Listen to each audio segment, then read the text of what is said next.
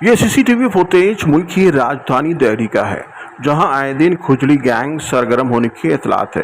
جو تجارتی مراکز اور پرہجوم مقامات پر کھجلی کے پاؤڈر کا استعمال کر بھولے بھالے لوگوں کی توجہ ہٹاتے ہوئے ان کی قیمتی اشیاء سے محروم کیا جا رہا ہے۔